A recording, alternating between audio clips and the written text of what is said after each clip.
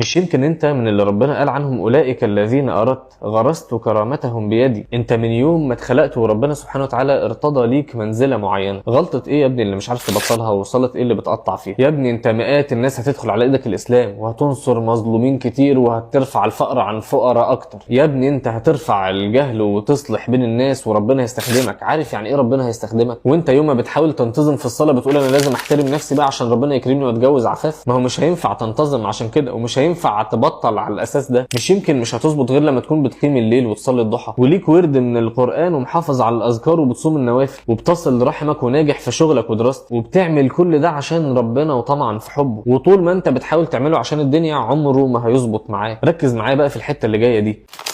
مش الامكانات اللي فاتت كلها دي محتاجه وقت عشان تتعدل وتتغير، ومستحيل تتغير في يوم وليله. فربنا سبحانه وتعالى برحمته هيقبل منك مليون توبه ولن يمل حتى تمل، لحد ما كل الامكانات دي تتصلح. ولا انا يبقى عندي كل الامكانات دي ويمكن اكتر وانا اللي زهقان كمان ومش عاجبني ان عندي كل الفرص دي للتغيير. خلاص يا سيدي، ولا تزعل نفسك لو تبت مره وما عرفتش تغير نفسك فيها تماما، وتستنتج وتفهم كل اللي مطلوب منك وتنفذه، وتعرف كل تجاوزاتك وتوقفها وتعمل كل ده في يوم وليله. مش هيتقبل ليك توبه تاني. ولا الصيغه دي كده؟ ولا الاحسن نقول ان مش يمكن ربنا حبك فبيأدبك وانت لسه مش فاهم؟